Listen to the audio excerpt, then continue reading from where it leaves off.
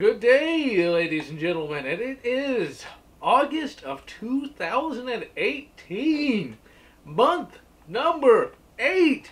Where has this year bloody well gone? Away, it would seem. And yes, the live streams are going to be here to stay. I think that was proper grammar, I'm not sure. In any event, live streams are here to stay. Everyone seems to be enjoying them, and I've actually run into a rather interesting problem. It's a good problem, but a problem nonetheless. When I first started up these live streams again, I left it open for anyone to join the Discord voice chat. However, a live stream a couple weeks back had the problem of too many people joined. It was something like almost 10 people talking all at once. It was driving me positively mad.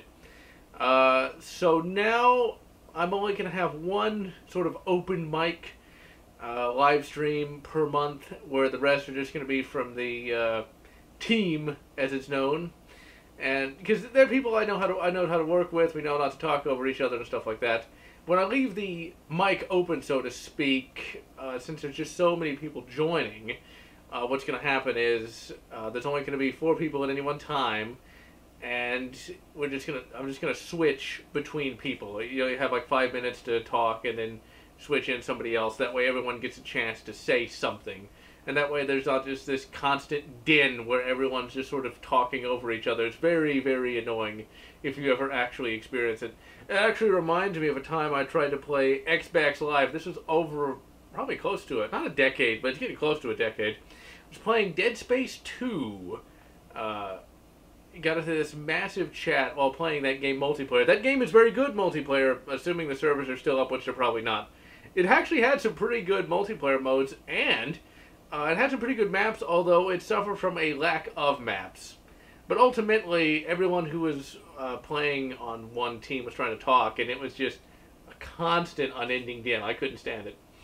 So, yeah, I'm glad that everyone is enjoying those live streams. I'm glad to do them because they are indeed a lot of fun, and I'm going to keep doing them. And in fact, this weekend, there's going to be another live stream, this time of Fistful of Frags, a free first-person shooter on Steam. I'm generally trying to stick to the free games most of the time, that way everyone can have one. And one of the problems I have noticed with the live streams as well is, I'll say this is going to be the game, and every time I start playing it, it's like, oh, I need to get the game. I already told you! But then again, they might not have seen the message and stuff like that. Getting everything coordinated is not an easy prospect, and that's one of the things about live streams. They're very difficult to get working properly, but once you get them working, it is indeed a lot of fun. The reviews for this month are going to be SAS Secure Tomorrow. This is a game I discovered literally a month ago. Originally, this month was just going to be the Half-Life 1 expansions. But SAS Secure Tomorrow, I had more to say about it than I did a couple of the Half-Life expansions. The problem with the Half-Life expansions is, everyone knows them fairly well, and ultimately, what more can I say about them? I'm still going to do them, but they might end up getting postponed to another month. I'm not sure. We'll just have to see. Because SAS Secure Tomorrow is pretty much done as of this recording. It's going to go up a few days from now. But then I really want to do a game called Operation Winback. That is well, there's also a PS2 version, but there's an N64 version, and that's the version I played. And I have the original game and its box, but it's in a box, so of course I'm going to emulate it with Mupin 64. But I was getting some footage from that game for the intro for this month's reviews, and I found I really, really like that game. I had forgotten about it for years, and I'd actually meant to review it many years ago, actually, but I thought about reviewing it years ago, then I forgot it again, and now here we are yet again. And, that is a really fun game. I was really getting into it, just getting the footage from that. Now, at first, I'd completely forgotten the controls, so I couldn't even shoot for the first 5 minutes, but still, a very fun game. I highly recommend tracking down the game in any way you may be able to do so. Let's see.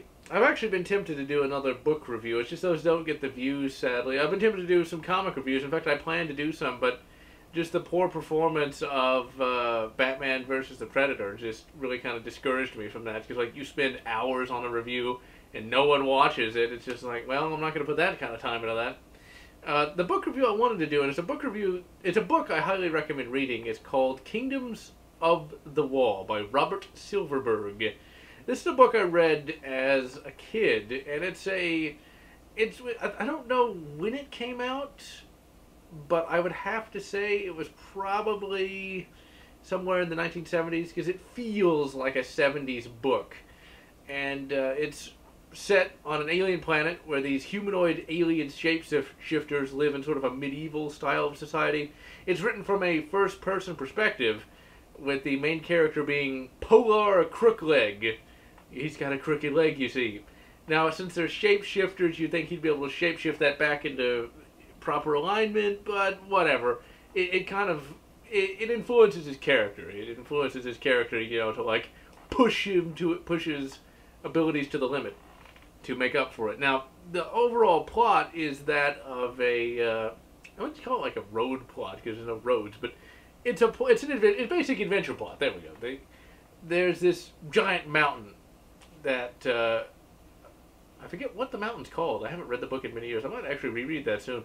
Anyway, they got to climb this big mountain and see if the gods dwell upon the top of it. That's the overall plot, and it's really cool. You got a lot of cool events that take place in it. The characters are really interesting to read about, and it's just one that has stuck with me for years and years and years. And it's one of those books that I consider in my top 20 books. I was actually thinking about my top books, because I've read so many books throughout the years, and it's really hard to figure out which ones really are held up above the others. And I think when I have a 10 out of 10 book, it's a book that I can read and get instantly sucked into it, no matter how many times I've read it. Case in point, I reread Guns of the South a few months ago, and I got sucked into it just like it was the first time I ever read it. It's kind of funny how my overall library is kind of formed over the years. The Guns of the South was the very first alternate history book I ever read. And that's very fortunate, because a lot of those other alternate history books don't reach the same level of quality as the Guns of the South. And what really sells the Guns of the South is its characters. Its characters are nothing short of amazing. It was Harry Turtledove's best work. For whatever reason, after he got really successful with that book, all of his other characters suck. And he loves to fill his book with multiple characters that no one cares about.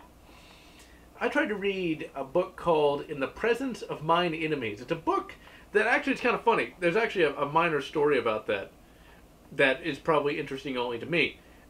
When it came out, I think it came out about 10 years ago. My grandparents are at the bookstore, and they saw it being sold prominently, because it's Harry Turtledove, right? It's got to be good. And they're like, hey, do you want this book? I'm like, no, I don't really like Harry Turtledove that much anymore, because I just read the World War tetralogy is what it was called. It's like 5 of the most boring books you could possibly imagine. But I did it. I slogged through them. And so by that point, I didn't want to read it. But now, it's the space year 2018. Thought I'd finally give it a try. Big mistake. Basically, it's a book series. Well, it's not a book series. It's just a standalone book that is more or less a modern-day incarnation of... it's a TV show now. What is that called? Man in the High Castle. It's basically a modern-day incarnation of that. The Germans and Japanese control the world. And the main character, the basic plot is you've got Jews hiding in, Nazi Germany. And it takes place in the year 2009. And you know what? That sounds like a great plot. Too bad the book is as dull. I'm trying to think of something dull. It's fucking dull. We'll just leave it at that. It's fucking dull. And that's mainly because the characters are in no way interesting. You got one character who is a bureaucrat who every chapter plays the game Bridge. For those of you who are too young to know, Bridge is the most boring card game of all Yes, Bridge. And okay, you would think like, oh no, are they going to get caught by the Nazis?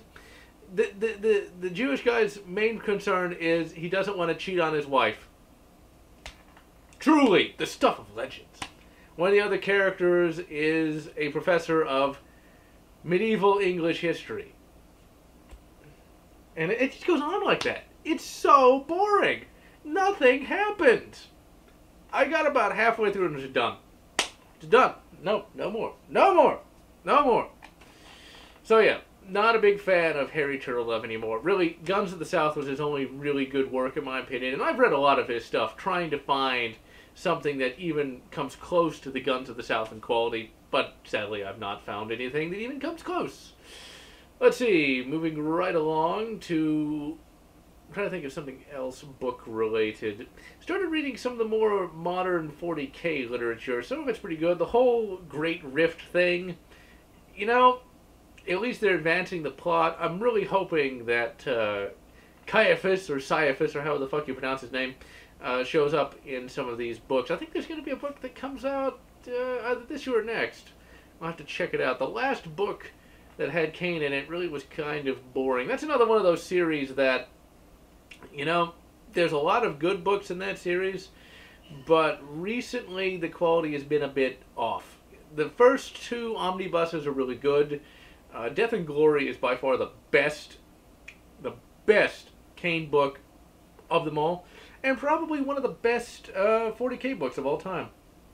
Because it's another one of those adventure things where it's like Kane has to get from one end of a desert filled with orcs to another, and there's a lot of cool characters.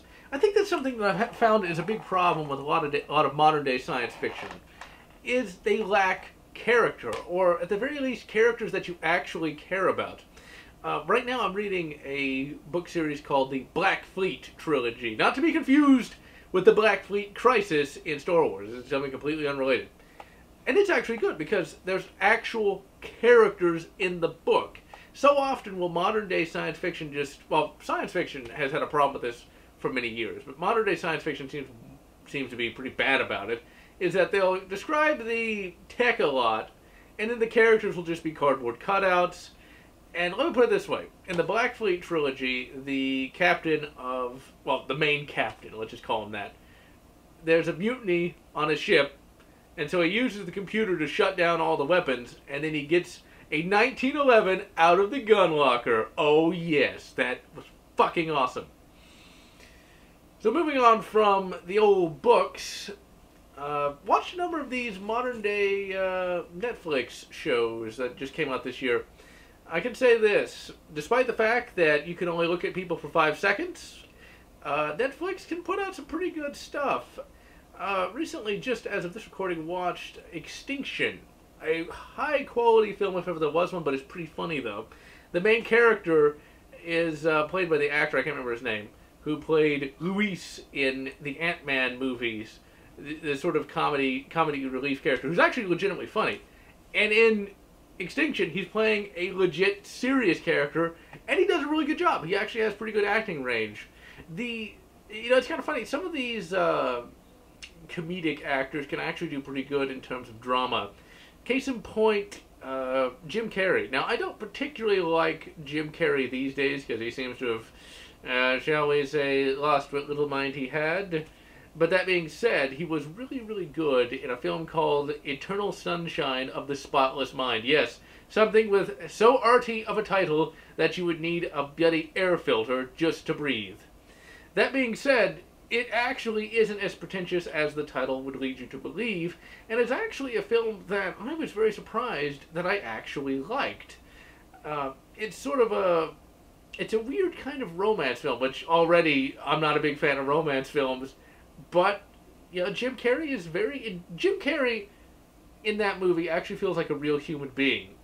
And it's definitely a movie I recommend checking out. I've seen it multiple times. I even saw it at the Alamo Drafthouse, and it was very much worth watching at the theater. Talking about shows I never thought I would like, as of this recording, I have seen American Horror Story Season 1. It's a show I'd heard of, but, you know, I never was like, oh, a horror show, whatever, who gives a fuck. Great show, great writing. They got away with quite a bit of stuff in that. However, spoiler alert, it has no ending. It has zero ending, and will leave you feeling pissed off. At least it did for me. It's like they were doing good. Last 2 episodes, either the writer got too much coke or not enough. Because, damn.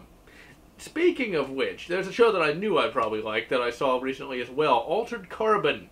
It's one thing I love about 10 episode seasons. They do allow for the old binge watching. Altered Carbon's great. Episode 4! Either they gave the writer too much coke or not enough, because it is the most fillerest filler that ever filled it up. I mean, it was terrible. Episode 5 to the end, absolutely excellent. And last but certainly not least, a show that maintained quality all throughout its season, Bates Motel. In fact, I'm going to start watching season 2. I very seldom move on to season 2s these days just because of time constraints. But Bates Motel really impressed me. I think it was actually Roadkill who suggested that I watch that show. I was like, yeah, Bates Motel, whatever, who cares? I watched the first episode and I was like, damn! Because I didn't know how you could possibly milk Norman Bates going crazy. For it actually is a 5-season series, which isn't really that long, but is longer than I normally watch these days. I didn't know how you can milk that for 5 seasons. You know how you milk that for 5 seasons? Make Norman just sort of a not really a background character, but just one character among many, and one plot line among many. Really, Bates Motel is less of a horror show and more of a crime drama than anything else, and it works really well, and the acting is absolutely excellent. The guy they got playing Nerman, because I swear they pronounce Norman Nerman. The guy they got playing Nerman does a really good job with the whole kind of. He has a lot of earnestness to him, but you can tell there's some craziness going on there. The guy playing, not the guy, the woman playing Nirma, on the other hand, is just an absolute delight to watch. She can really portray this sort of, frantic, just panicky kind of character that just kind of goes off the deep end all the time. It's really an entertaining watch, and it's something I do highly, highly recommend watching. Let's see, what else we got? Godzilla, that trailer launched, and, I thought it was. Let me put it this way. When I watched it, I was actually disappointed. I know everyone thought it was awesome, and you know what? It is to a degree. If I watched it without the sound on, I would say, that's awesome! But I watched it with the sound on, and it's got some idiot monologuing about humans are a disease, and the monsters are the cure. It's like, wow, that's a hero role, right? I really hate people like that. I hate hate's too strong of a word, and it's an emotion I don't really feel. I heartily dislike deep greens. I really do, because they're all insane. Now, imagine, you're saying, all humans is just a disease, a virus, as Agent Smith would say. Now, imagine if you had a kid, and this character in Godzilla has a kid. That's not going to make that kid feel very happy. And I can tell you that kid is going to be leaving that house as soon as possible. Because it's a female character saying this. Because if your mom is saying, you're nothing but a virus. Yeah, that's not going to make you feel very good. And deep greens believe that. Deep greens are utter loons in many instances. Now, the thing is, you can believe whatever you want, but when you're calling me a virus that needs to be eradicated, I can't really feel too good about you. Just saying. And the whole idea that humans are a virus is utterly ridiculous. It's like, you would think that humans... Now, this depends on what you believe. Were we created by God? Did we evolve? Either way, let's just go with the evolution concept here for a minute. If we evolved on the planet, then, we kind of are in our natural ecosystem, are we not? We evolved on this planet. It's not like we evolved in some space colony, landed on the planet, and pillaged it for resources. We belong here! We're fucking humans! But people seem to forget about that. It's the same concept as, like, only humans kill their own species for fun. Say again? Clearly you must be extremely ignorant. People do believe that, though. People do that. People say that to, I guess, make themselves feel better. It always is funny to me when people are all like, humans are bastards. The implication being that all humans but them are the bastards. It's like, humanity needs to be eradicated. It means all the humans but them need to be eradicated. Because if they believe that, well, then why don't they just, not eat anymore? Stop eating. Stop wasting resources. Stop breathing. But then again, it's like, because it's never them that's bad. It's never them that's contributing. It's someone else. It's just, it really took me out of the trailer. I'd like to say I'm excited for Godzilla. I'm just not, because I really hate that mindset that humans do not belong on the planet that either A, they were created for, or B, evolved on. Whichever the case may be, we belong on this fucking dirt ball. Okay? We belong here. We are indigenous to this planet. It's really stupid to me. It really is. Let's see. Anything else? For the future of this year, we're going to get some gun reviews coming back. There's going to be a review, well, not a review, but there's going to be another outdoor adventure this month. I forgot about it. Of the USS Lexington. That little excursion turned out to be really good. I didn't get to see the entire ship simply because the Lexington is so huge. Damn, I'd love to see a Nimitz. I would love to see a Nimitz in real life. Now, for those who don't know, the Nimitzes are still, in service, so they are deployed all around the world, and so it's kind of hard to go see them. Because, the Lexington's kind of small. It's not an escort carrier, but it's a World War II era Essex. And, that thing is fucking massive. I didn't get to see all of it. I barely got to see just the highlights. I mean, obviously I saw the flight deck, and it was really cool, but damn, it was a lot of fun. That was a very fun little trip. Also, on that same trip, I got to go see. I didn't film there though. I just went to this location just for fun. I went to see the Corpus Christi Maritime Museum, and it has more than just maritime stuff in it. There's even a gun exhibit, a really cool gun exhibit with a T-Gewehr. The T-Gewehr looks way bigger on camera than it is in real life. In real life, it's big, but it doesn't look as big as it does on camera. They even had a trapdoor Springfield with a trowel bayonet. That was awesome to see. And there's also a bunch of other exhibits as well. I didn't know that this museum even had this till I went to see it. They actually have this dome from some Spanish building that had fallen into disrepair, and then in the 1920s was brought to Philadelphia, and then short time after that was brought to Texas and then set up there. It's really cool to see. So it's definitely a place I recommend going to see when you go to Corpus Christi on vacation. Also, I got very lucky in Corpus Christi as well. Well, not lucky in the way you're thinking. I was very fortunate, let's say that, in that there was this weird weather thing that made the water there actually clear. Blue water. There wasn't a bunch of seaweed everywhere. It was just absolute perfection. And that water was just the perfect temperature. It was the best beach trip ever.